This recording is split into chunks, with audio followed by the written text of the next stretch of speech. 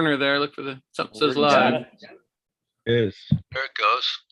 Well, doggone it. Here we go again, everybody, starting our second year of weekly Monday morning vlog podcast for the Santa Barbara Weekly Longtime Astronomy and Telescope Club. It's called the SBAU Astro Hour. I'm your host, Baron Ron Heron, proud to be VP, Vice President. It's Santa Barbara's Longtime Astronomy and Telescope Club. Members of the SBAU Brain Trust going to join me on the screen here. And other stargazers and I guess members of the club that want to join us and watch and ask questions, you can see us on YouTube. It's Monday morning, the 53rd show, episode 53. We've done 52 weeks. It was exactly a year ago and one day, March 1st, that we kicked this sucker off. And that'll be tomorrow. It's now the 28th of February, 2022. I'm Baron. Let's meet the president, Jerry Wilson. 4 terms. How are you, Jer? Hi, good. Beautiful wife, Pat Forgy, in the background watching us. She's okay. This is your 3rd or 4th season at the top.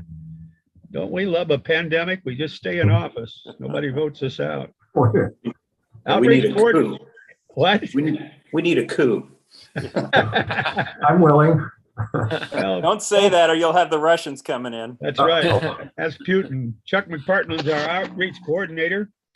And he has a cat named Dark Matter that will sometimes show up and comment. And he's got some outreach to report. We'll talk about that. Running the program, ladies and gentlemen, Tom Totten, webmaster, technical wizard. He's married to Suzanne.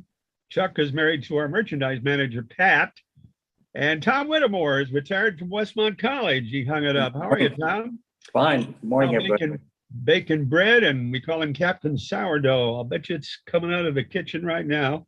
No, I'm folding a loaf right now. So. You're folding a little. You got some of that starter dough sitting there growing on us. And it's the newsletter, and it just came out and was sent to everybody. We've got a great newsletter every month online. Bruce Murdoch, BKM, is joining us. Hi, Bruce. Hello. Married to Bonnie. Tom Whittemore is married to Maureen. Tim Crawford's watching us. Probably Chrissy Cook. Incidentally, we learned in Chuck's outreach send out, which I believe might also be in the newsletter, that Chrissy Cook, see if I can find it here, is, the astronomy program coordinator at the museum again, I guess, right? Or first time? Yeah. No, Right? Many times. Many times? Returning. Well, Chrissy, we love you. She's behind that new kids version of Astronomy Club that I guess her daughter or somebody she know that was in the Girl Scouts came and talked to us about years ago. This Friday night, the 4th. Thanks, Chuck, for the piece. Say again? I just thank Chuck for that piece. So he Yeah, well, I wonder if our treasurer, Colin Taylor, ever watches this. He should. That wide brim hat never leaves his head. Friday the 4th, we're going to go online. We're going to have a special speaker, a young lady about to get her PhD at UCLA. She's going to talk about taking pictures of exoplanets. Second appearance of Briley Lynn Lewis, who was one of our last speakers. Friday night, first Friday. It's been so long, I forgot when we had our damn meetings. I do know, Mr. Outreach, Chuck, we are going to have a live star party soon. You want to tell us about it? So we're restarting the second Saturday public star parties at the Museum of Natural History. So that will be Saturday, March 12th, starting at 7 p.m. At least for the March public event, everybody should be masked. All participants and visitors will need to wear masks, but admission is free. It starts at 7 p.m., weather permitting, of course. We're also going to do the third Fridays again every month at Westmont. So on the 18th, same thing at Westmont College, at their observatory, which is next to all the athletic fields. And that will also start at 7 and also be mask required. Whittemore, are they holding classes out there? As far as I know, they are, yeah. So everybody's live on the campus. They've hired 2 new engineering professors. Oh, is that right? Yeah, I haven't met them yet, but they've hired two, both male. Okay. One of them replaced you in your lab? I don't know how you'd read a replacement, Ron. I mean, I did so many things out there. Mike Summerman is still there. I think this is his last year. Ken retired the previous year. I retired in 2020. And, I carried some of the, the engineering stuff. So I guess these fellows will pick it up. They really Who's need going an to be running the astronomer. scope? What's that? Who's going to be running the scope? That's what I don't know, Chuck. That's Okay. I still got the keys. Technically, I still got the keys, Chuck. Okay, wasn't good. that technically Mike Summerman running the scope and he's still Yeah. on there for a year? No? Yeah. This is it. This would be his last semester there, Mike. Yeah. Mike's- All right. And is he responsible for the scope? I don't know, Oh. Okay. but once everything closed down, Jerry, I just, Yeah. kind of lost touch. Every now and then I would hear from Ken Kilstrom. And in fact, he asked me about a week or so ago to do a Friday outreach, for a group of folks. And, Maureen was out of town. I just couldn't do it. So I assume Mike did it. Westmont Observatory.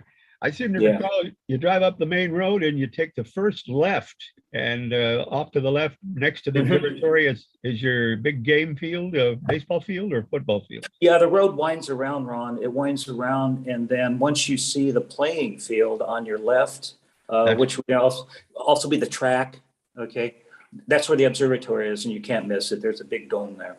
Okay. Certainly. One thing with the Westmont webpage, I don't know if they still say it, but they used to have a phone number and they said call to see if weather has caused to be canceled and call to see if it's still on.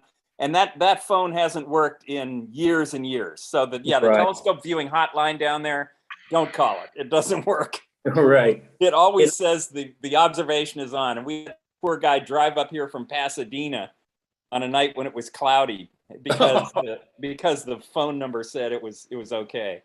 Well, So maybe I'm Mr. still listed. So it looks like, Chuck, I'm still listed there, at least with my email address. Okay.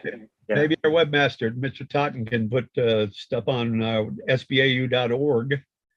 I Well, assume he's on. Scott's awfully good at stuff like this, what's his last name, Chuck? Scott? Scott Craig. Craig. Scott Craig. Yeah. And you There he don't is. miss it. Huh? You don't miss teaching, Whittemore. Miss it a lot. I miss the students. I miss them a lot. Okay. This hour, ladies and gentlemen, for the new year, starting out on the 28th, we're going to talk about Betelgeuse, the big bad American Association of Variable Star Observers pick of the week as a variable star. 2 days past the new moon, what little we can see of the moon's surface, we're going to go there. Sporadic meteor showers without irradiant. And check out Zodiacal light again. Tilt, we'll call this the odd couple. A big star went, I guess, supernova on us. Binary system, went kaboom, black hole created. We'll go there. James Webb update. Can we do some of the sillies? Whatever you call up Tom Totten, I'll see if I can match it. These are some of the silly science cartoons sent out. Here we go. That would be 22222, which was last Tuesday's date. Social commentary being celebrated by machines. One robot says humans would have enjoyed this. Well, the point is, it's 200 years in the future, Ron. Right. Oh, it's 2222. I missed that. I got Apparently there are no humans left. it. Well, that's what Mr. Musk, the man that made you guys cars, two of you, is saying that he's worried about AI. Yeah. Well, maybe I should be too. Call Don't up worry something about else. AS. That's artificial stupidity. Bear attacks.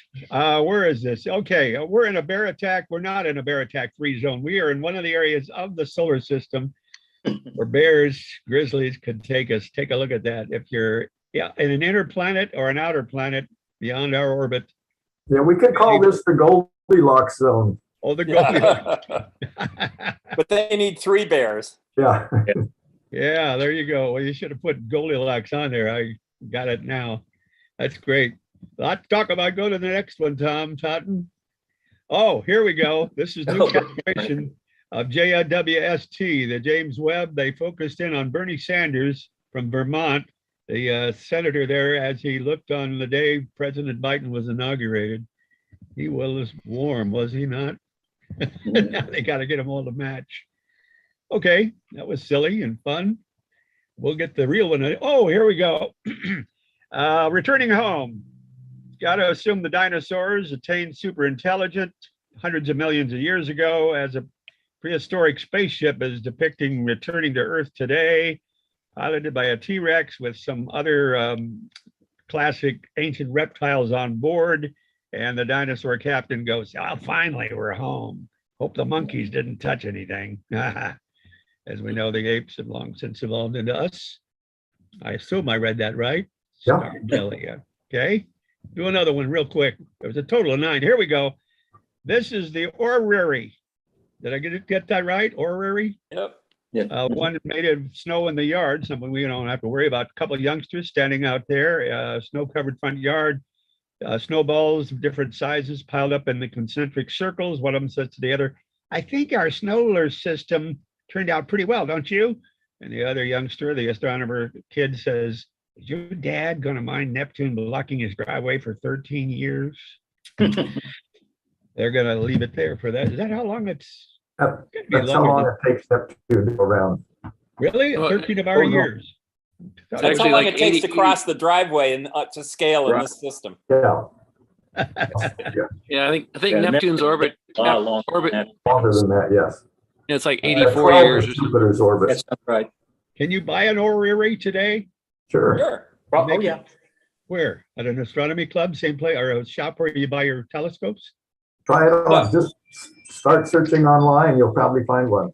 It's Yeah, more of a they decorative have- item these days, Ron, or a toy item, because you got, planetarium programs on your smartphone. You don't need an orrery. Right. Well- I had one, a mechanical one that some friends bought me from the Exploratorium up in San Francisco. It was really. That's a great place. It was really neat. Okay. And it fits in your hands and you can turn it. It'll go, to different dates and the alignment of the planets. I actually used that in a lot of my classes, even at Westmont, because you could show the students, when these planets would be visible and when they would not be visible because of the, proximity of the sun. It also illustrates which, being farther from the sun, the planets move slower. Mm-hmm. Mm-hmm. I'm going to have Tim Crawford make me one. No.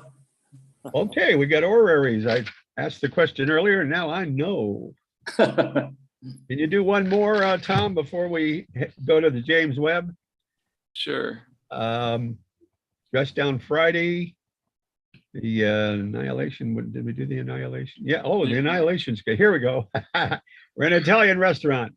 This happens with basic forms of matter in our universe. The waiter says to the young couple seated over at the table, I guess on an Italian place, saying, "It's my understanding the gentleman over there ordered both the pasta and the antipasta." And you know what pasta and antipasta does when it gets together? Yeah, that's pretty good. There's heartburn. Turns into total energy, but it's still here. But as antimatter and regular matter become just energy, they never get to be matter. Annihilate. What? They annihilate. Yes. Does that mean they disappear? I mean, Total conversion of energy, matter to energy.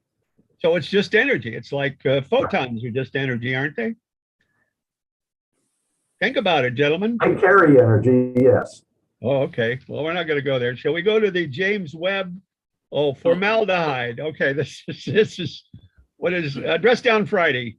Using lab chemicals, we compare formaldehyde with casualdehyde. There's a big difference there. 2 hydrogen, 1 carbon, 1 oxygen gives you formaldehyde. I didn't know that. Stretch. It's poisonous, and that's what we're all going to be involved. Oh, here we go with the logos of great scientists had. Oh, is this? Yeah, there we go. Darwin is up there in the middle, second one down. It's growing, evolving. Newton has good. no 0. Pythagoras.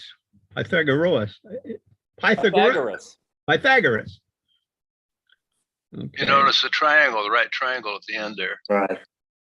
Yeah, Yeah, Archimedes has has the bulk. fulcrum. Yeah. Copernicus has the sun in the middle. Yeah. Newton shows gravity. Darwin evolves. Oh, the 0 fell out of Newton's name. I didn't see it. I didn't get the one that says BOR, then a wheat shift, and then AUG. Which one is that? It's Bohr? down in the lower left. Lower Yeah. left. Oh, GODE. just below Polly. Oh. No, I don't know either. Yeah. Banana. What is That's- that? No, No, it's a grain of wheat. It's Yeah. a grain of wheat, a stalk of wheat, Yeah. a head of wheat. And right above that It Heisenberg. must be, it's probably a botanist. Yeah. Oh, And Ron, for Newton, that's not just an O, that's an apple. See? Yeah, oh, okay. very cute. Is Einstein on there? Yeah. MC Where? squared. Oh, Right there. Buckstein, I got E equals MC squared. So they replaced the E in his Yeah. name with MC squared. And I'm sort of uncertain about Heisenberg down at the Yeah. That's tricky.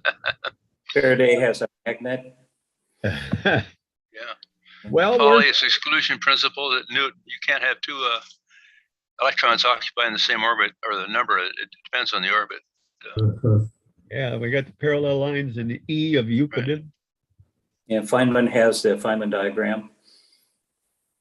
They have both non-Euclidean and Euclidean geometry classes in high school, don't they? In college, Yeah, definitely in college.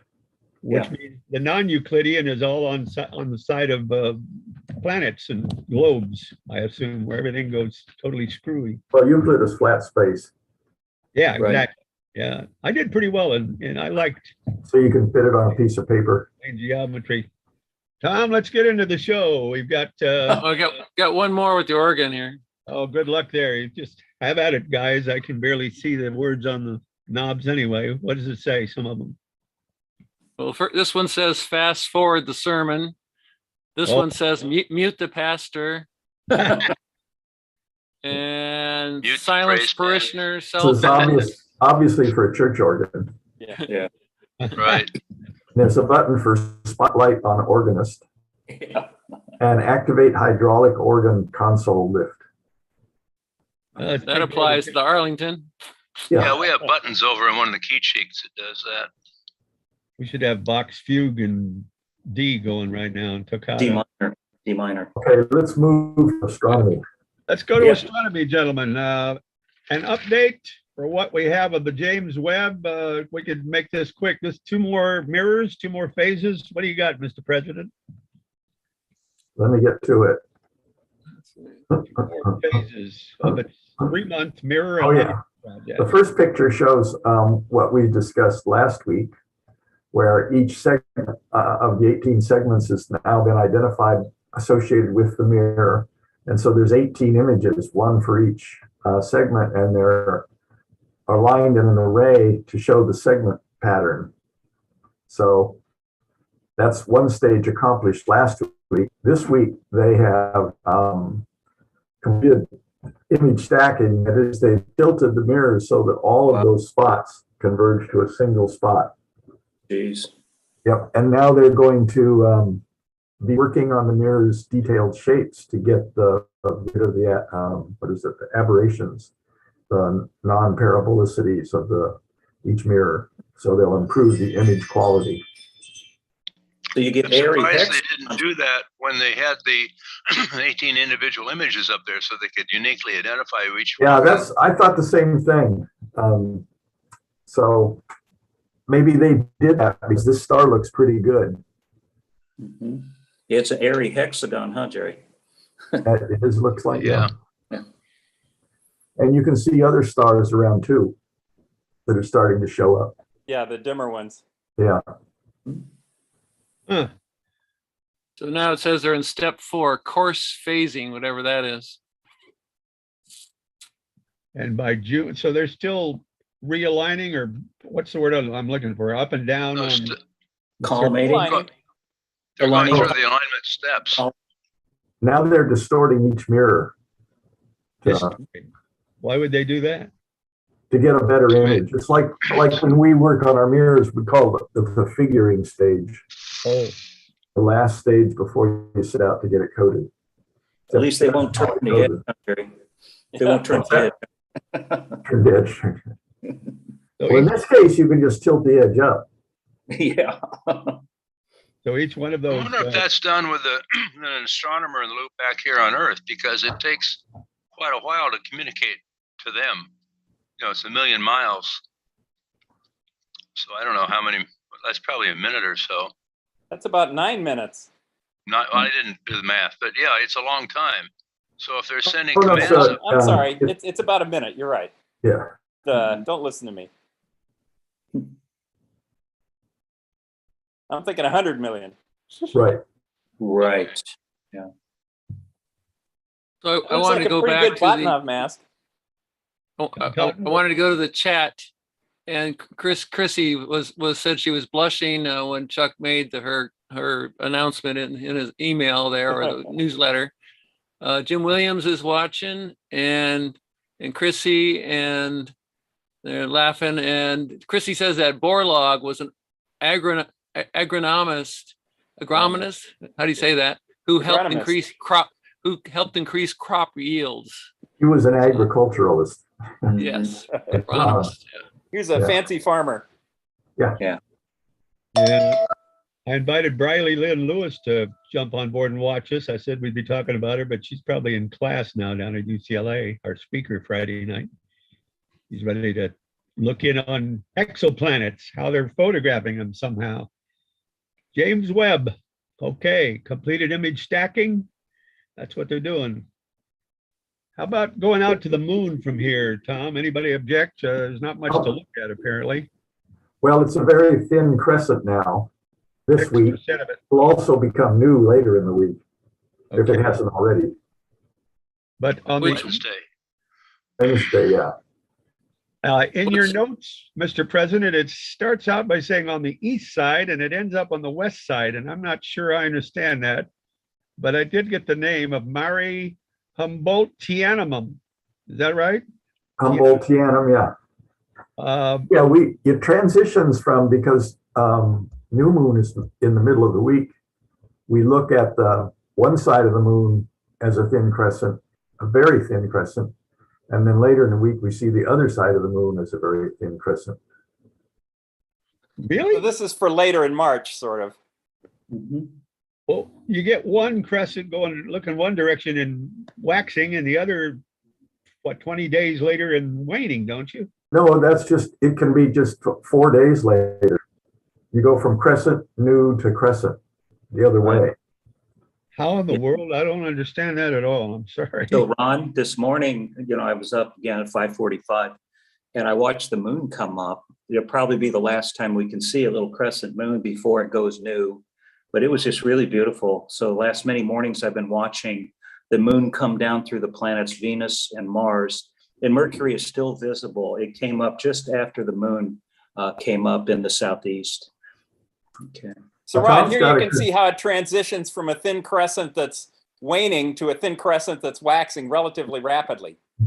See, Okay, Yeah, I thought waxing happened after or before the Okay, full. okay, Ron, watch this simulation. Okay, there's waning crescent, and boom, there's waxing crescent. It happens Okay, right on either side of new, so that's why it can happen within a couple of days. when we see half of the surface, actually we're seeing a quarter of the moon. Is that called a half moon or a quarter moon? First quarter, second, or first quarter or last quarter, or Or third taco quarter. moon, one or the other. Just for Ron, just for the folks who like German, waxing comes from the German word to grow, wachsen, and waning comes from the German word to get smaller, zu weinen. So Ooh. wachsen und weinen. That's what they say in German. If you look too closely at the lunar phase nomenclature, it doesn't actually make sense, and that's what you're hitting on with the first quarter, as they're saying, oh, you actually only see a quarter of the moon, but then a week later you see the full moon, which implies that it's all illuminated, but that's just what we're seeing. It makes more sense if you think of it in terms of how far it's gone in its cycle. Right. Right. Can I ask a quick question? I'll try to make this as quick as possible. And Jerry, you and Chuck don't answer. I want to see if any of the Toms or Bruce might know this. I'll make it quick, okay? At the top of the world right now, it's dark. It's inside the circle, the Arctic Circle, where you don't see the sun. How much of the moon do you see? See all of I it. don't know. Very little, or has it set too? Has the moon set? Well, Ron, you see the same moon that everybody else sees. Yeah, Isn't it just But you out don't see the sun because it's below the horizon, and since the moon Right. is pretty much on the ecliptic, you ought not to see it either. You won't And see they're it. out of their 24 hours of darkness now. right. So down in the Antarctic Circle, where Antarctica is, you see them both? I don't know what you mean by both, Ron. Anywhere you are in the Earth, you can see the ecliptic, so you can see the moon. Okay. But the sun's on the ecliptic. We don't see that on the top. Never mind. I didn't know thing in here. Libration. There we go. Along with another term I had not heard of, craters Gauss and Hahn and Barossi, and where is that? Laca Spey, SPEI. What is that, Mr. President? It's a dark spot on the moon. There's a lunar map that shows it. Now, this is when it's more fully illuminated. But the point of it is not that it's crescent right now, and so you can see it. The point is that on those diagrams that, or that movie, the video that Tom just showed, you can see the moon rotating a little bit and rocking back and forth. And so at this time of the month, the moon is rocked forward, so this limb is pointing a little bit more toward us. So we can see slightly around the rim where it's very hard to see, even though it's a crescent now. Okay. Did you follow that? Craters and mares. Mares are big, floors of craters? Pretty much. Mare Humboldti on them. Those are the lava flows that are dark. And the seas are dark, the mare.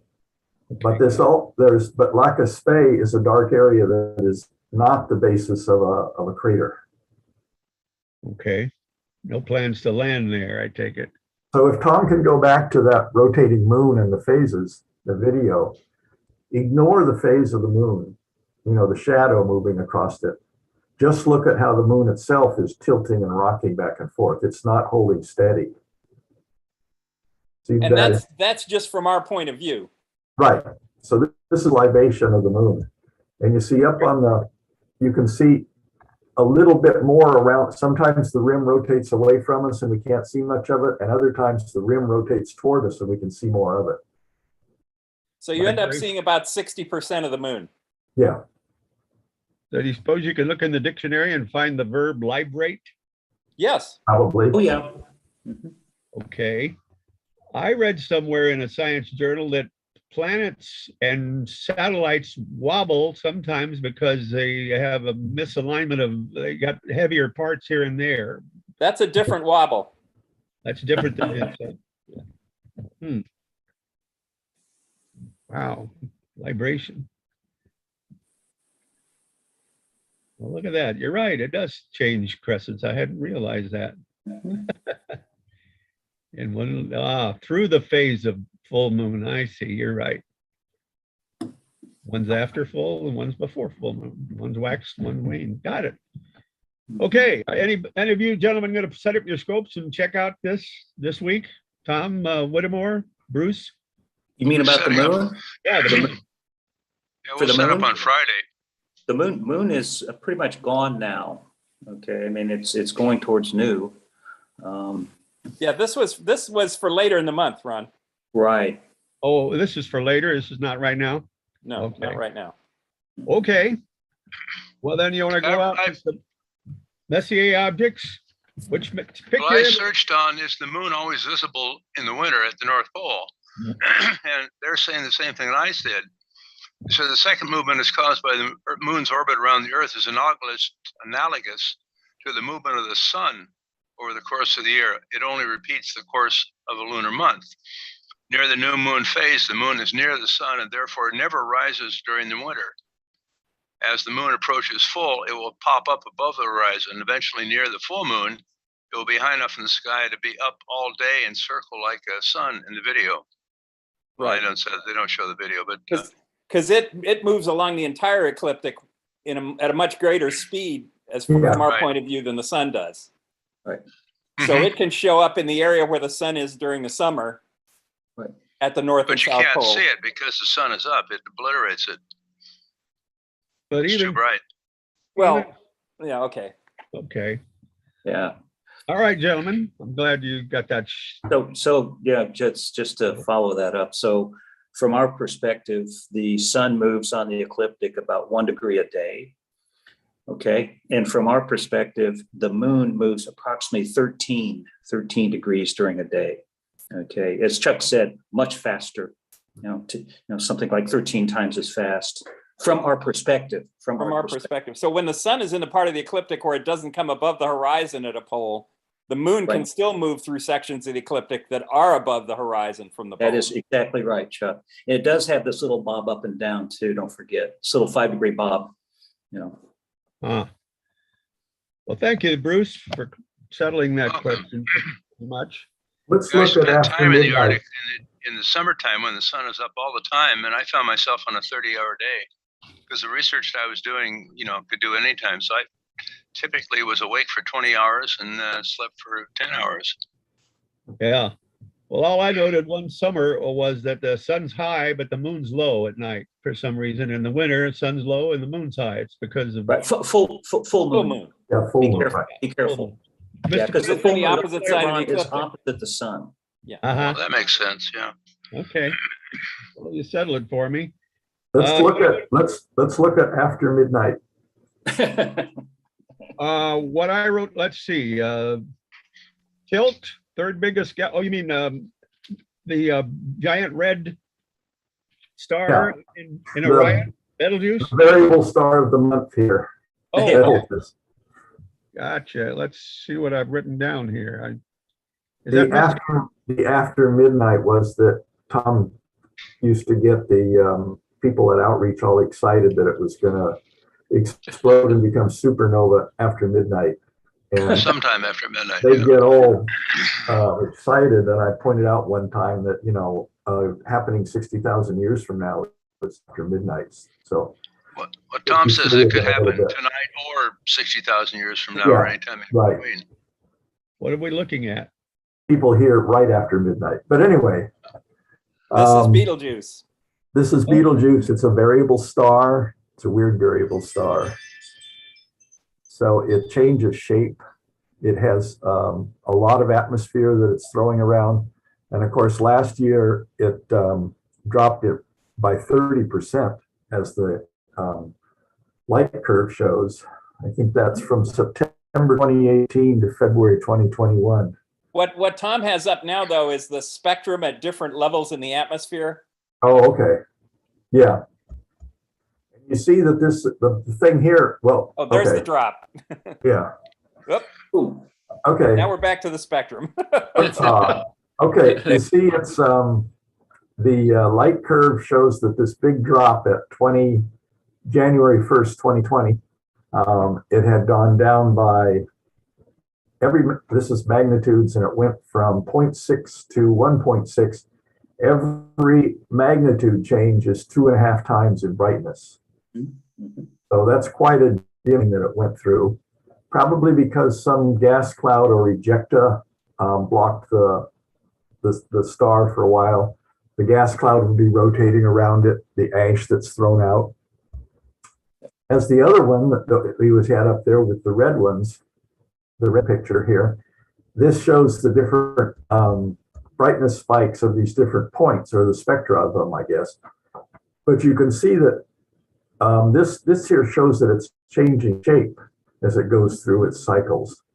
There's a large, in the lower right, there's a large lobe off to the left. Lower left picture, excuse me, Tom.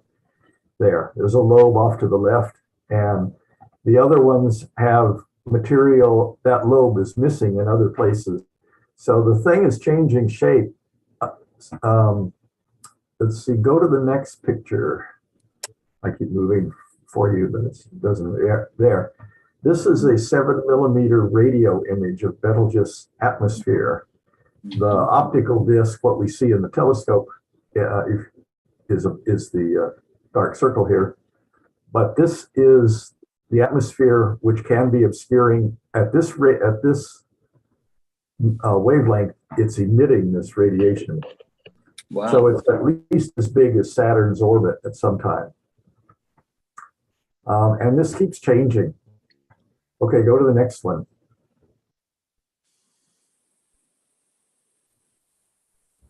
This is an infrared image, I believe. If you can read the caption on the thing. Yeah, IR. Yeah. So this is showing the much colder parts of the blown off star that's in. And any of these things, since they're colder than the stars, any of these things that pass in front of the star are going to dim it. So that's the likely source of that dramatic drop, is these things are slowly orbiting and drifting in front of the star. Next one.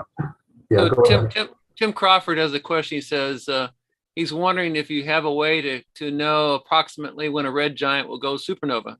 That depends on the word approximate. Yeah. We know that it'll go in the future. When it's going to go, I don't know. It could have already gone, but we won't see it. It could have gone in the past, but it's just not here yet. The line. Yeah. But when it went through this weird activity where it suddenly dimmed down, everybody got excited thinking, oh, maybe this is a precursor to the supernova explosion. That's a couple of years ago. Remember that? Yeah. Now, what he's got up here now is what this is an artist's impression of what the star will look like when it's supernova in the constellation of Orion. You can see the rest of the constellation here, and then this really bright star. It'd be brighter than the full moon. See that in the daytime, right? Yep. Yes. Oh, yes. Oh, yes. Yeah. If that ever happens, every telescope on the world will be locked in on that. Wow. Well, probably not the Webb. It might be too bright for the Webb. Yeah. You suppose we should ask Briley on Friday night if Betelgeuse has maybe any exos going around it? They haven't found any. They would know. It's not With all that debris around it and stuff, it may have expanded out to eat up its planets like our sun will at some point. Uh-huh. And it's so active, it's probably hard to detect a planet around it. Active, okay. But it's not one of what did you call that speech of yours, Tom Whittemore? A variable. I was looking at short cycle variable stars. Okay. Well, the word was Cepheid. Is this a Cepheid variable? Yeah, I was actually looking at a subgroup of Cepheids. Yeah, that cycle over the course of maybe a few hours. Cepheids are typically 120 days. But Betelgeuse is not a Cepheid, Ron. No, not at all. It's not. It's not a Cepheid. Okay, got It's a busy body. If anything, it's a catastrophic variable. Yes. Yeah.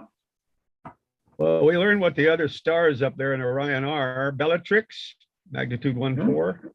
Alderac, magnitude 1.7. Bellatrix, female warrior. Bellatrix. Know what that? Oh. Female warrior. Okay.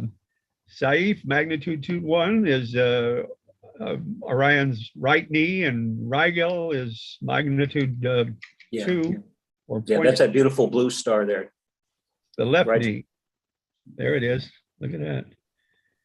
My grandpa, when I was 5 years. Nice chart. Look at that. Wikipedia. Okay. Wikipedia.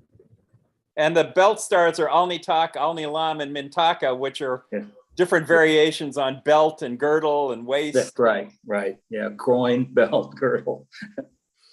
Well, now we seem to have two limits. We have red giants that are red, like Betelgeuse. It's a red supergiant, Ron. Yeah. Okay, supergiant. And then we have red dwarfs. Yeah. What do they have anything in common? Why are they red? Why don't we have? They're cool. What?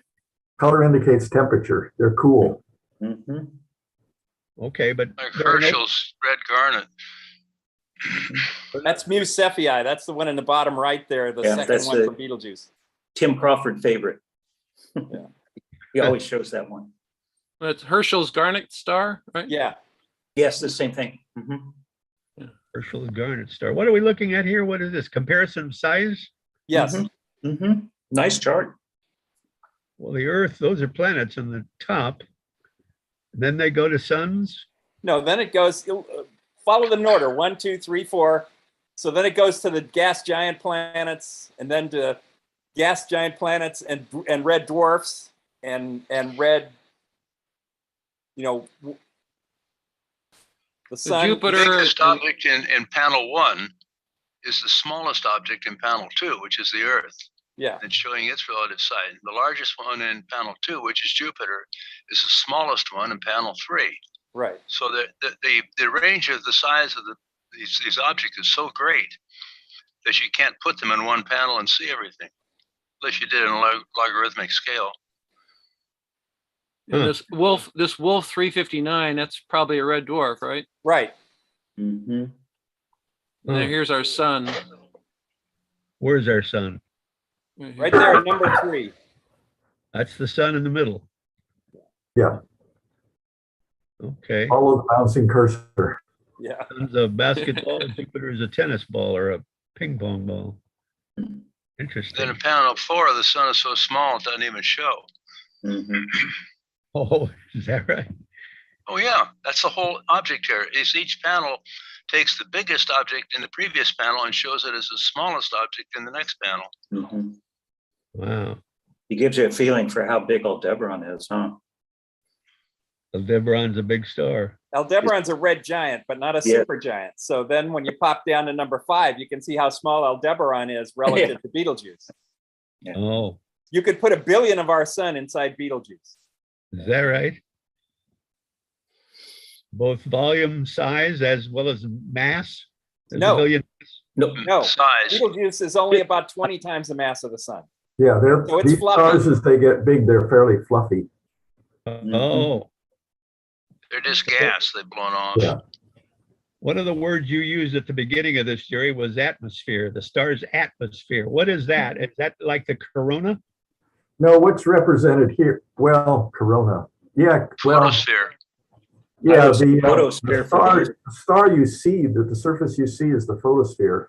right. And that's what's shown here. It will have atmospheres above them that are much dimmer, but much hotter. For example, our sun's atmosphere is very thin, but it's millions of degrees. And the Right. surface is only 5,800 degrees Kelvin. Yeah. So that's the top of the plasma that you see Right. surface. So Ron, just to give you a feeling for this, when you look at the sun, like Jerry said, you're looking at the photosphere.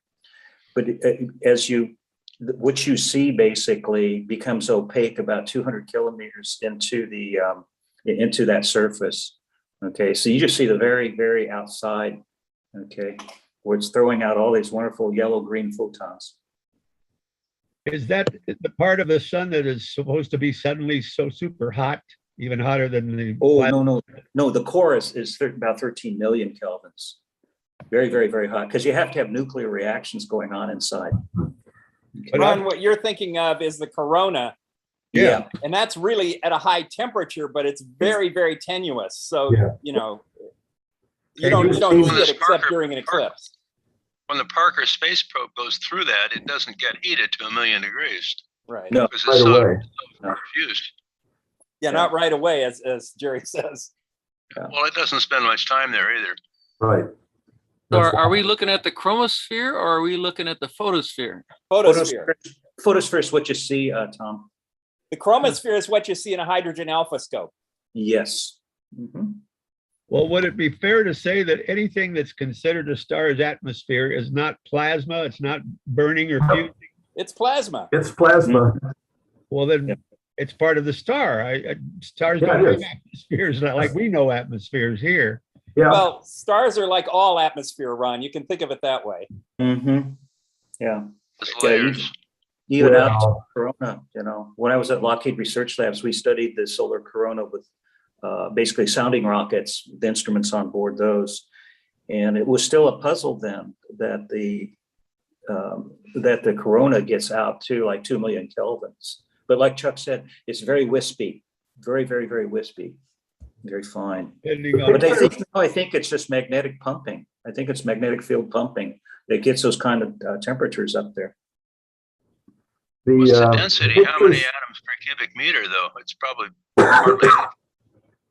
It's very flimsy. That's all I can tell you. Yeah. And we were looking at the corona about 171 angstroms. Nobody uses angstroms anymore, but 171. We're looking at, I think, something like 15 times ionized iron, those lines.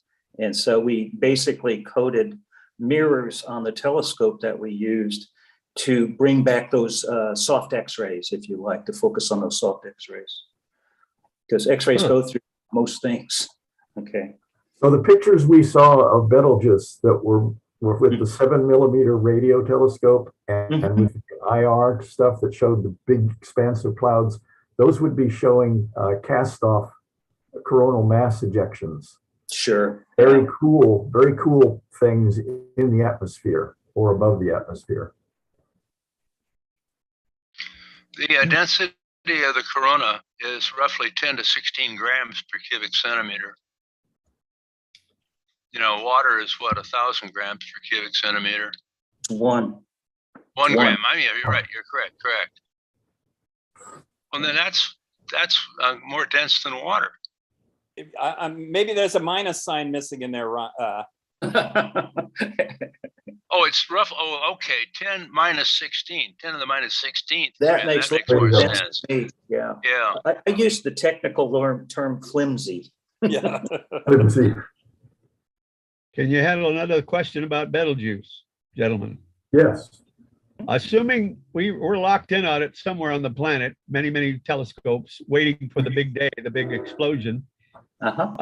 We can always see something there right now because it's a big star. Yeah.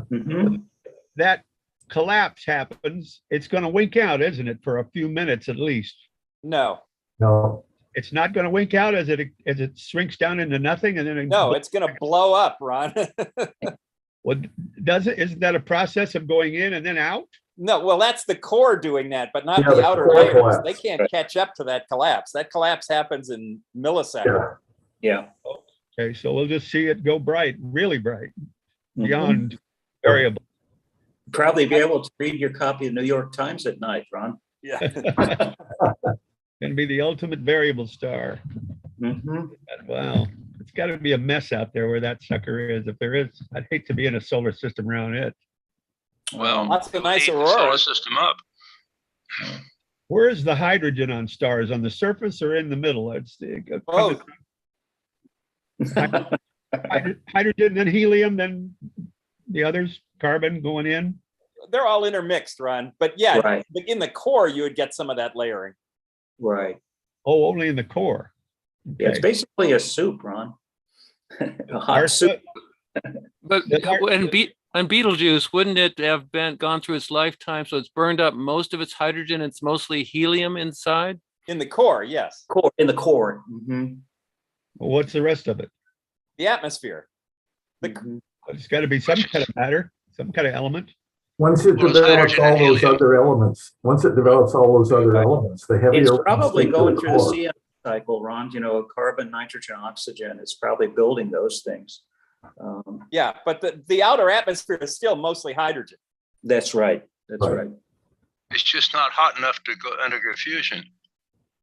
Mhm. What are we looking at here?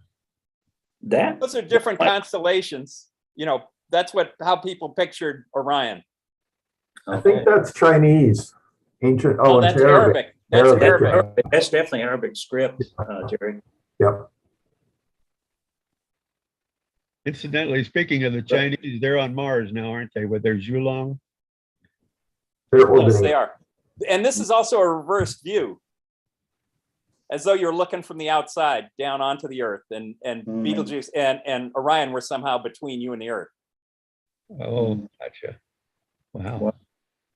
Like those spheres you used to be able to get maps of the stars. Okay, what's next? 103? Oh, that's a pretty one, Jerry. Yeah, let's Christmas- not do M30 because that's not going to be visible. Okay. Okay, globular cluster 30 you don't want to do? M103. 103 is a gorgeous one. Very first thing in talking points. So at Westmont, I would show that around Christmas time. I would call it the Christmas tree for everybody. That the one in Cassiopeia, near Cassiopeia? It's really pretty. It's really pretty. Right up next to Rukba. Open star cluster, magnitude 7.9. Great binocular object, Ron. Is it? Yeah, small telescope, a little better, but yeah, it's really pretty. Just 1 degree north of Delta Cassiopeia. Okay. Up 6 arc minutes across, easy to see with binocs, like it says, horoscope. Some folks think it looks like a small fan or arrowhead. We get that in this? I always saw a Christmas tree, but that was my bias. There, you guys see a Christmas tree? Yeah, it's very Christmas Okay. tree-ish. But there's also the Christmas tree cluster, which is more conical.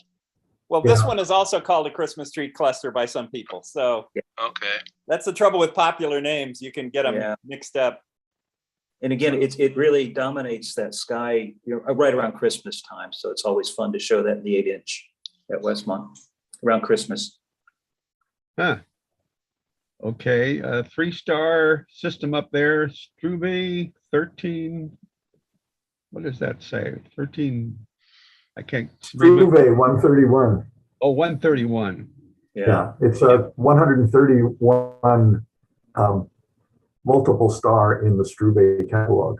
Mm-hmm. And there's another red giant in there, right? Yep. Boy, look at it. Isn't that pretty? Which one is the red giant? In the middle, the red? Oh, yeah, that one that looks golden, Ron. Yeah. Going to pop out and show its colors. Yeah. So that one was likely born a little more massive than his neighbors, and now moving through the cycle. And apparently those 3 stars are not in the cluster itself. I see. They're in front of it. Oh, no kidding. Do they know how many stars are in M103? Depends where you define the edge. Yeah. Can cluster be just dozens, or just got to be hundreds? Usually hundreds. Yeah. If not thousands. Yeah. And usually I heard of one we talked about. We heard talking about one recently where it had about a dozen stars, and they call that a cluster, I think. Well, M13 is in the millions, right? Yeah. Well, that's a glob. That's a glob. Yeah, I know. Yeah. Those are old stars. Is this the one we think we captured from a satellite galaxy because it's going the wrong direction, or is that another one? No, I don't think so. That's not the one. All right. So how far away, Jerry? How far away for this guy? 1800? I don't know. Doesn't say. Okay. I didn't collect that and put it in there. Yeah, but most of the clusters up in this area are in the ballpark, 1,000, 2,000 light years, or even more. I mean, some of them are 10,000. But in our galaxy, Ron. But I don't see a real cluster like a fuzziness. I just see some bright stars. Have they heightened those stars? Or that effect, usually the bright stars, that's the cluster. That's the cluster. Yeah. Yeah. See, it's one kind of stars, mostly all blue stars. And the rest of the background doesn't contain that concentration of those blue stars. Right. So it's that gradient that forms the cluster. Yeah. I'm getting 8,500 light years. Okay. Or 10,000 light years, depending on the source. So No, Wikipedia says 8,000 to 9,500, and it's got a couple of hundred stars in it. A few hundred, they say. Okay. This is what you will not see in binoculars. Actually, it probably stands out much better in binoculars. I think it does, Chuck. Yeah. But these 3 bright stars, the red one in the middle, we're looking at now, they're in front of the cluster. They're not part of it. Is that my understanding? Yes. Oh, somehow we know that. Yeah. So your 8,500 light years, it says the cluster, Struve 131 might be a little closer, I guess. Perhaps. Yeah, named after Otto Struve, German. Struve? Yeah, he cataloged a bunch of these things. The stars, Otto Struve. Well, your assignment is to get a picture of that as it really looks and show it to us next week. Yeah. And then there was him and his son too, that both did double stars, right? Yeah. Yeah, another cluster up here that's really fun to show is the owl. I know Chuck has seen that a ton. Oh yeah, I think that one's about 8,000. 8,000. I think that's. We talked about that last week, or the owl cluster, or the owl planetary. No, we're talking about the owl cluster, which Oh, is okay. up there in No, Cassiopeia. forget that. Yeah. Or the ET cluster. Yeah, or the Dragonfly, or the F-18 on Afterburner. Oh, the astronaut. Yeah. What a fascinating sky we have. Mm-hmm. Well, it's very rich up there, Ron. This is beautiful. It's a part of the winter Milky Way. Very pretty.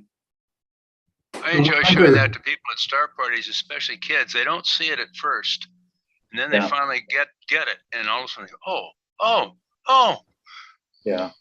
Yeah. What's most fun is, using that 8-inch at Westmont and then asking a kid what he or she sees. So he or she sees, it's fun to listen to the imaginations light up, What do you suppose you're going to be locked in on the second Saturday, Chuck, and the rest of you? What are you going to be showing people? On the second Saturday at the museum, the moon is quite bright. So, but the Orion Nebula is also up. So I assume we'll have some people on the Orion Nebula, just because it'll show a little bit through the moonlight. It won't look anything like what's behind me in this picture here, but it'll be washed out. But Pat's going to do the moon on TV to explain craters and things, and I'm probably going to crank onto the moon with my 9 1/4 and have the little bracket so people can take pictures of the moon with their cell phones. Oh, show them how to do that, huh? Fantastic. What about the double cluster? Is it up at that time? So I know it's up now. Yeah. It'll be- It's near Cassiopeia. Yeah. It has a Yeah, slow that's walk. right. It's away from the moon. That's also very. That's good to look at.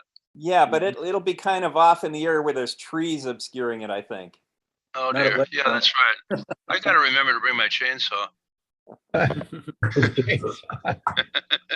Chainsaw Massacre. On the third Friday, we'll have a little bit darker skies, and Yeah. Mhm. so we'll be able to cruise some of these open clusters and things more.